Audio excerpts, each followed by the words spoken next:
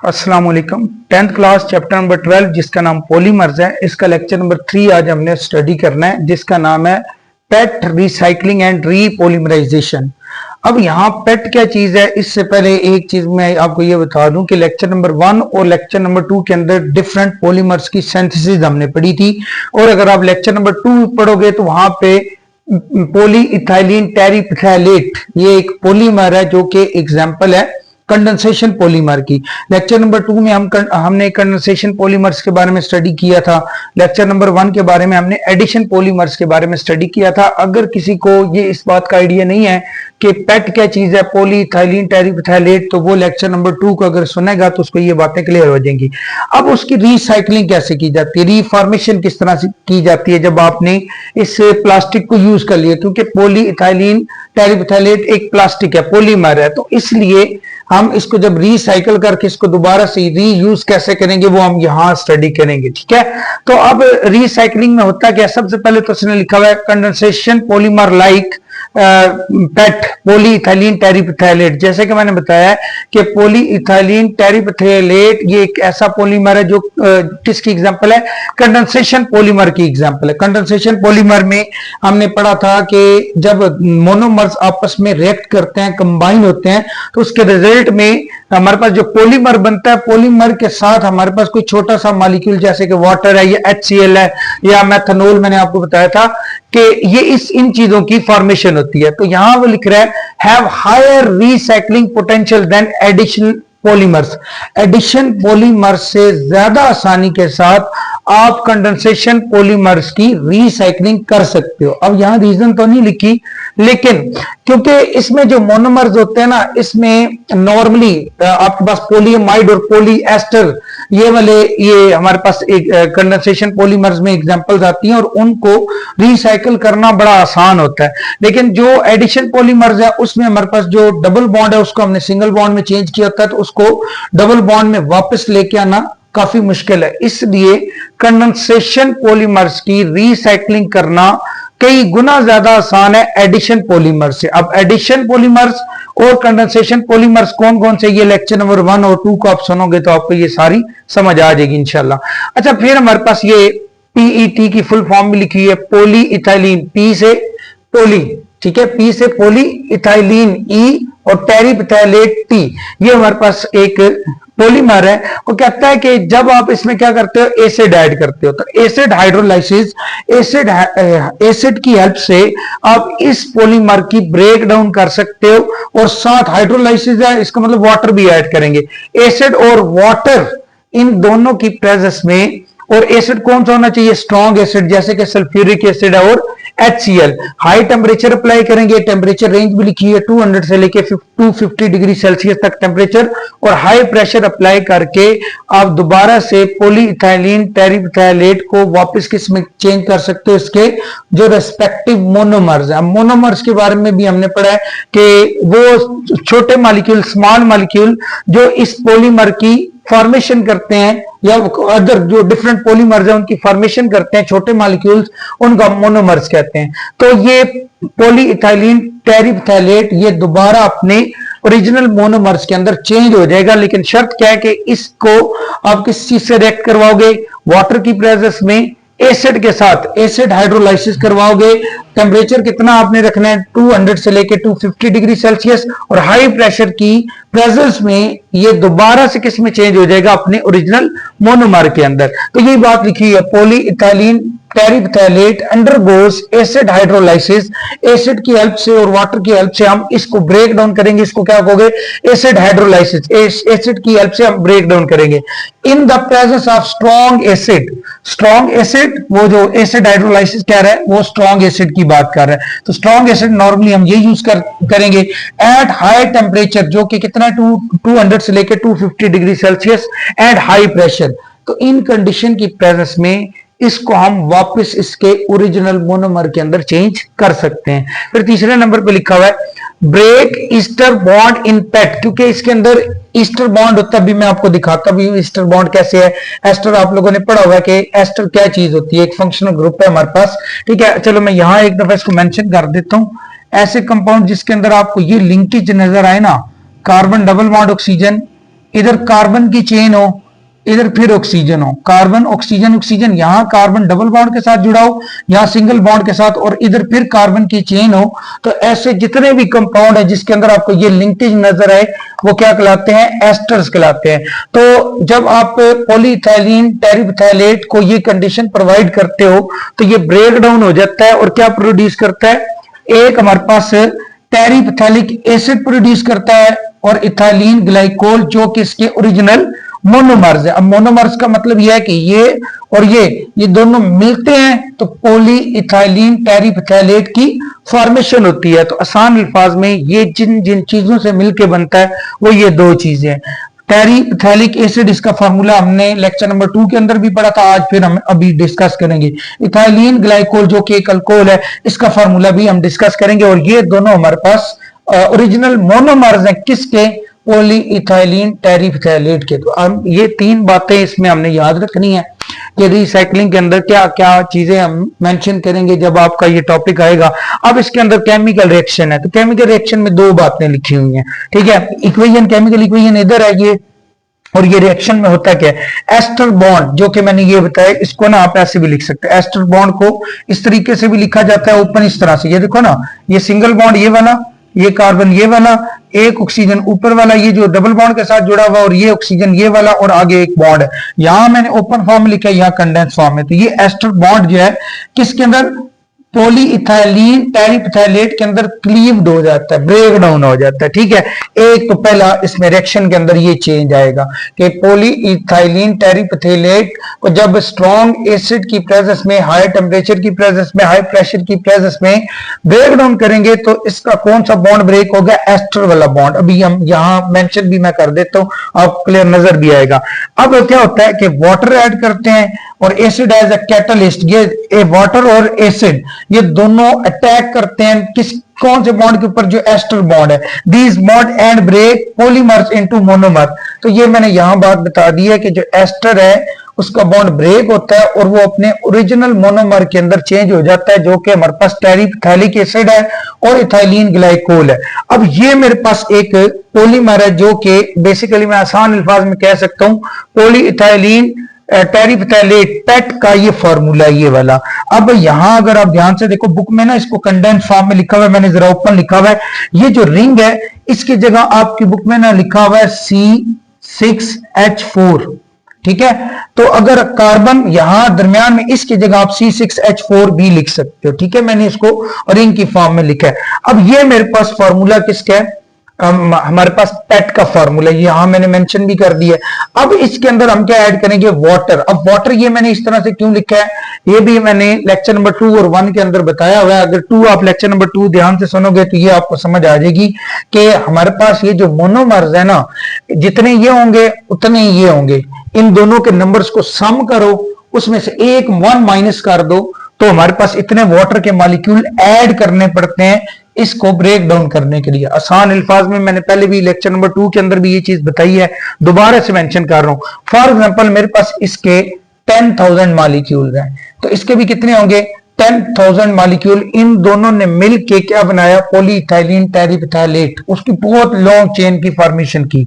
लेकिन अगर मैं इसको वापस इन में लेके आना चाहता हूं तो अच्छा चलो पहले तो ये देखो ना, जब इन दोनों को मैंने 10,000 इसके 10,000 इसके मॉलिक्यूल लिए तो मेरे पास टोटल मॉलिक्यूल कितने हो गए, 20,000 में से -1 कर दो जो क्या आता है 19,999। इतने वाटर के मॉलिक्यूल ऐड करूंगा तो सॉरी, इसमें से इन दोनों को मिला के रिमूव करूंगा तो ये बनेगा। लेकिन जब इसमें इतने मॉलिक्यूल वाटर की, कितने 19,999, इसके अंदर वाटर के मॉलिक्यूल ऐड करूंगा तो ये वापस मेरे पास 10,000 इसके मॉलिक्यूल बन जाएंगे, 10,000 इसके मॉलिक्यूल बन जाएंगे। तो यहां इसलिए मैंने क्या लिखा, 2n, मतलब एक जितने ये हैं उतने ये हैं, तो इसलिए n की वैल्यू मैंने डबल कर दी है, ठीक है। और -1 कर दिए इतने वाटर के मॉलिक्यूल इस पीईटी पॉलीइथाइलीन टेरिफथैलेट के अंदर ऐड करूंगा, साथ एसिड ऐड करूंगा जो कि कितना है, जो कि कौन सा, सल्फ्यूरिक एसिड या HCl।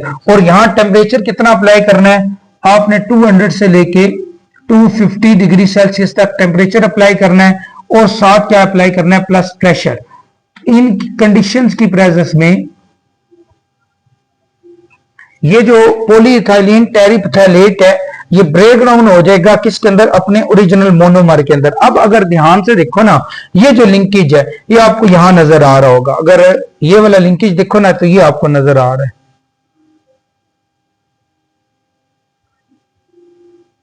अगर आप ध्यान से देखो ना, कार्बन डबल बॉन्ड ऑक्सीजन ये रहा, और इधर एक बॉन्ड ये रहा, इधर एक राइट साइड पे बॉन्ड ये रहा, ऑक्सीजन ये रहा, और राइट साइड पे एक सिंगल बॉन्ड। तो अगर आप ध्यान से देखो ये मेरे पास कौन सा लिंकेज है, एस्टर। यही वाला बॉन्ड यहां से ब्रेक होगा, मैं आपको दिखा देता हूं कहां से ये बॉन्ड ब्रेक होगा। हमारे पास ये जो एस्टर का बॉन्ड है ये बेसिकली यहां से ब्रेक डाउन होता है, इस जगह से। तो ये वाला पोर्शन आपने अलग लिख लेना है, इसको मैंने यहां लिखा भी है। कार्बन डबल बॉन्ड ऑक्सीजन ये वाला, इसको OH को एक दफा छोड़ दो, ये भी आपको मैं एक्सप्लेन करता हूं। CO इसको मैं इस तरीके से भी लिख सकता हूं, इसकी जगह मैंने आपको बताया C6H4 भी लिख सकते हो, या इसकी जगह ये बेंजीन रिंग भी लिख सकते हो, दोनों तरीके ठीक है। और राइट साइड पे कार्बन डबल बॉन्ड ऑक्सीजन ये। अब क्योंकि हमने इसमें वाटर ऐड किया तो वाटर का फॉर्मूला आप इस तरह से भी लिख सकते हो ना, OH। तो यहां से ये जो OH वाला पोर्शन है ना वो आपने इसके साथ जोड़ देना है, कार्बन डबल बॉन्ड ऑक्सीजन के साथ यहां क्या जोड़ देना है, OH। तो ये मैंने क्या किया है, कार्बन डबल बॉन्ड ऑक्सीजन ये वाला, और यहां वाटर में से OH इधर आ गया, पीछे बचा हाइड्रोजन, हाइड्रोजन को इस ऑक्सीजन से जोड़ दो तो यहां क्या आ जाएगा, HO, वो मैंने यहां लिख दिया है। इसका मतलब ये हाइड्रोजन कहां से आया, ये वाटर से, ये OH कहां से आया, ये भी वाटर से आया। तो जो मोनोमर्स हमारे पास बने हैं उसमें जो टेरिप्थैलिक एसिड एक मोनोमर है उसका OH ग्रुप हमने कहां से ऐड किया है, वाटर से। और जो हमारे पास इथेन 1,2 डायोल या इथाइलिन ग्लाइकोल मॉलिक्यूल है उसका ये जो H ये वाला और ये वाला ये मैंने कहां से ऐड किया, वाटर में से। तो जब यहां से इसको ब्रेक डाउन करूंगा तो ये इधर आ जाएगा। अब अगर देखो ना इस साइड पे अगर OH ऐड किया है तो इस साइड पे भी क्या ऐड करूंगा, OH। तो ये वाला OH भी कहां से आया भला, ये भी वाटर से आया। तो इसका मतलब ये हुआ टेरिप्थैलिक एसिड के दोनों तरफ में क्या लगा दूंगा, OH, और वो OH आएगा कहां से, वाटर से आएगा। सेम इसी तरह से बाकी ये पोर्शन है इसके दोनों तरफ मैंने क्या ऐड कर दिया है, हाइड्रोजन, और ये हाइड्रोजन कहां से आया, इससे वाटर के मॉलिक्यूल से, क्योंकि यहां हमने ढेर सारे वाटर के मॉलिक्यूल ऐड किए। तो ये दोनों हमारे पास क्या है, मोनोमर्स। और अगर मैं सेम क्या करूं, ये वाला मोनोमर और ये वाला मोनोमर इसके n नंबर्स ऑफ मॉलिक्यूल्स ले लूं और सिर्फ क्या करूं, इन दोनों का रिएक्ट करवा दूं तो ये बन जाएगा, उसमें ये सारी कंडीशन की रिक्वायरमेंट नहीं होती। तो ये दोनों मिलके ये बनाएंगे, और इसकी ब्रेक डाउन करने के लिए हमें क्या ऐड करना पड़ेगा, एसिड, स्ट्रॉन्ग एसिड, जैसे कि सल्फ्यूरिक एसिड और हाइड्रोक्लोरिक एसिड है, साथ वाटर ऐड करना पड़ेगा, टेम्परेचर अप्लाई करना पड़ेगा, प्रेशर अप्लाई करना पड़ेगा। इन कंडीशन में ये वापस मोनोमर्स के अंदर चेंज हो जाता है। अब ये भी मोनोमर है, ये भी मोनोमर है, ये दोनों मिलके इन्होंने एक पॉलीमर बनाया जिसका सिर्फ मैंने ये स्क्वायर ब्रैकेट के अंदर रिपीटिंग यूनिट लिखा है, ठीक है। तो ये इसका प्रॉपर तरीका है इसको मेंशन करने का। ये हमारे पास क्या हो गया, पॉलीइथाइलिन टेरिप्थैलेट, उसको हमने उसके ओरिजिनल मोनोमर के अंदर चेंज कर लिया, इस ताकि इससे फर्दर क्या हो सके, रिसाइकलिंग हो सके। इसका मतलब रिसाइकलिंग का मतलब ये कि इन दोनों को यूज करके वापस मैं दोबारा से इसको नए सिरे से नए तरीके से क्या बना सकता हूं, एक दोबारा से प्लास्टिक की फॉर्मेशन कर सकता हूं। अच्छा, इस प्रोसीजर का हमें फायदा क्या होता है कि हम रिसाइकलिंग करते क्यों हैं। असल में यहां उसने ये बात लिख दी है, ये 2 पॉइंट्स में इसको मेंशन किया हुआ है बुक वाले ने कि हमें फायदा क्या है। एक तो रिकवर प्योर मोनोमर्स, इस मेथड से रिसाइकलिंग से हमें जो पॉलीइथाइलिन टेरिप्थैलेट है या डिफरेंट प्लास्टिक है उसके ओरिजिनल मोनोमर मिल जाते हैं वापस, और इन्हीं की हेल्प से दोबारा से आप क्या कर सकते हो, प्लास्टिक दोबारा से बना सकते हो, पॉलीइथाइलिन टेरिप्थैलेट वापस बना सकते हो। तो यही बात लिखी है, recover pure monomers for reuse, दोबारा यूज करने के लिए आप क्या कर सकते हो, ओरिजिनल मोनोमर्स को दोबारा से रिकवर कर सकते हो इन मेकिंग न्यू पॉलीइथाइलिन टेरिप्थैलेट, ताकि दोबारा से उसको नए सिरे से प्लास्टिक में चेंज किया जा सके। क्योंकि जब प्लास्टिक एक दफा यूज हो जाता है वो पुराना हो जाता है, उसी पुराने प्लास्टिक को रिसाइकल करके दोबारा से नया प्लास्टिक उसमें चेंज किया जा सकता है इस मेथड के साथ। और दूसरा कह रहा है कि जो मोनोमर्स हमें मिलेंगे उससे आप और भी डिफरेंट प्रोडक्ट्स की फॉर्मेशन कर सकते हो, डिफरेंट प्लास्टिक की फॉर्मेशन कर सकते हो। तो इसका मतलब ये हुआ कि हम रिसाइकलिंग इसलिए करते हैं ताकि हमें ओरिजिनल उस प्लास्टिक के ओरिजिनल मोनोमर्स हमें मिले, और उन्हीं मोनोमर्स को हम दोबारा से यूज करके दोबारा से नए सिरे से नया पॉलीइथाइलिन टेरिब्यूटाइलेट जो कि प्लास्टिक है वो बना सकें, या इसके अलावा एक ये प्लास्टिक की एक टाइप है, इसी तरह से और भी बहुत सारे प्लास्टिक की टाइप्स हैं, उनको भी बनाया जा सकता है, अदर प्रोडक्ट्स। एक तो ये फायदा हो गया। फिर दूसरे नंबर पे रिड्यूस रॉ मटेरियल यूज। जो रॉ मटेरियल हम यूज करते हैं, रॉ मटेरियल उन चीजों को कहते हैं जो किसी एक चीज को नया बनाने, कोई नई चीज आपने बनानी है तो उसको बनाने के लिए जो जो चीजें रिक्वायर्ड होंगी उनको हम रॉ मटेरियल कहते हैं। अब बिल्कुल नए सिरे से रॉ मटेरियल वो एक्सपेंसिव भी होता है, मुश्किल भी होता है। अगर आपको पुरानी चीजों से रॉ मटेरियल मिल रहा है, एक तो वो सस्ता होगा, चीप होगा, और दूसरा उसको यूज करना भी आसान होगा, इजिली अवेलेबल भी होगा। ठीक है, इस वजह से reduce raw material used and plastic waste, जो प्लास्टिक वेस्ट हो रहा है उसको भी कम, वो भी कम हो जाता है, मतलब पोल्यूशन, जो एनवायरनमेंट में पोल्यूशन है वो भी कम हो जाएगी।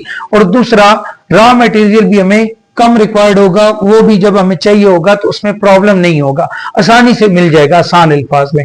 And plastic waste and contribute to sustainability, और इससे सस्टेनेबिलिटी मतलब जो हमारे पास प्रोडक्ट्स बनाने की लाइफ टाइम है वो भी बढ़ जाती है।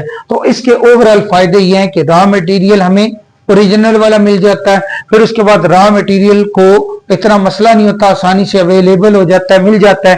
ठीक है, अवेलेबल होता है। और उसके बाद जो प्लास्टिक वेस्ट है वो कम से कम होता है और सस्टेनेबिलिटी बढ़ जाती है। ये इसके फायदे हैं। अब इसको ना एक फ्लो चार्ट डायग्राम से ना, फ्लो डायग्राम से हमें रिसाइकलिंग के बारे में थोड़ा सा बताया गया है। सबसे पहले आप यहां से शुरू करोगे, कलेक्शन ऑफ वेस्ट बोटल्स, क्योंकि जो बोटल्स हैं वो नॉर्मली किसकी बनी होती हैं, पॉलीइथाइलिन टेरिब्यूटाइलेट, उसकी बनी हुई बोटल्स को हम ना कलेक्ट करेंगे। अब कलेक्ट करने का तरीका ये होता है कि डिफरेंट जो शॉप्स होती हैं जो पुरानी चीजों को खरीदते हैं, आसान अल्फाज में कबाड़िए वाले, जो कबाड़िए वाले हैं उनके पास बोटल्स पुरानी वाली होती हैं, वहां से कंपनी को भेजी जाती हैं, और कंपनी वाले या इंडस्ट्री को भेजी जाते हैं, तो वो इसका मतलब वहां से क्या कर रहे हैं, कलेक्ट कर रहे हैं। तो कलेक्शन ऑफ वेस्ट बोटल, जो पुरानी बोतल्स हैं उनको कलेक्ट किया जाता है सबसे पहले। फिर sorting out non polyethylene terephthalate bottles, उसमें से जो बाकी प्लास्टिक, किसी और प्लास्टिक की बनी बोतल है उनको सेपरेट कर लिया जाता है।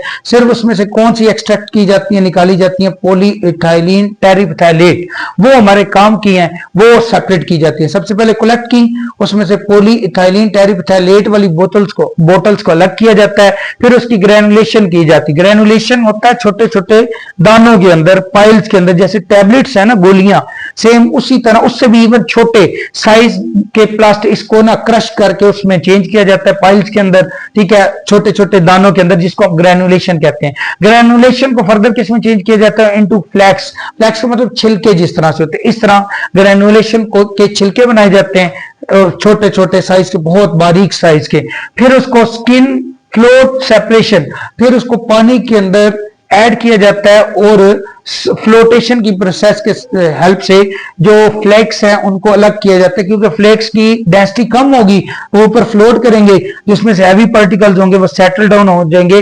तो इस तरह डेंसिटी की बेस पे जो फ्लेक्स हैं, छिलके हैं, छिलके किसके, जो प्लास्टिक की बोतल्स की ग्रैन्युल्स हैं, छोटे छोटे पीसेज हैं, उसके छिलकों को डेंसिटी की बेस पे अलग करते हैं। इसको हम क्या बोलेंगे, सिंक फ्लोट सेपरेशन। उसके बाद उनकी वॉशिंग की जाती है। वॉशिंग इसलिए की जाती है क्योंकि उसमें डिफरेंट बैक्टीरियाज होते हैं, मट्टी वगैरह लगी होती है, बहुत सारा गंद होता है, तो उसको सेपरेट करने के लिए हम क्या करते हैं, वॉशिंग करते हैं। वॉशिंग के बाद हम क्या करते हैं, एक्सट्रूडिंग ग्रेनुलेशन, एक छोटे से बारीक होल में से इसको मेल्ट करके निकाला जाता है, एक स्पेशल शेप दी जाती है, जिस तरह वायर्स हैं, और उस वायर्स की फॉर्म में इनको चेंज किया जाता है, और उन्हीं वायर्स को फिर फर्दर मेल्ट करके ना एक बोतल की शेप का सांचा होता है, मोल्ड होता है, जिसमें हवा के थ्रू बोतल्स के अंदर हवा भी भरी जाती है, और प्लास्टिक उसके अंदर ऐड किया जाता है, ग्रेनुअल्स मेल्टेड फॉर्म में ऐड किए जाते हैं, और शेप कैसी बन जाती है बोतल्स की। तो ब्लो का मतलब है हवा भरना, ब्लो मोल्डिंग, मोल्डिंग का मतलब उसको शेप दी जाती है, सांचा ऑफ पॉलीइथाइलिन पीईजी बोटल्स, ये हमारे पास ये बोटल्स के नाम है, उसके अंदर इसको चेंज किया जाता है। फिर उसके बाद जब प्रॉपर इनको शेप मिल जाती है, दोबारा से इसको फर्दर आप यूज कर सकते हो। यही बात लिखी हुई है, पीईटी बोटल्स को की दोबारा से सर्कुलेशन स्टार्ट हो जाती है। यहाँ सर्कुलेशन का मतलब ये है कि जब बोतल एक दफा बन जाती हैं तो उनको यूज किया जा सकता है, फिर यूज करने के बाद फिर वापस वो वेस्ट बन जाती हैं। वेस्ट से फर्दर उसको सेम इसी प्रोसीजर से आप बार बार रिसाइकिल कर सकते हो। रिसाइकिल के ये फायदे यहाँ हमने डिस्कस कर लिए हैं।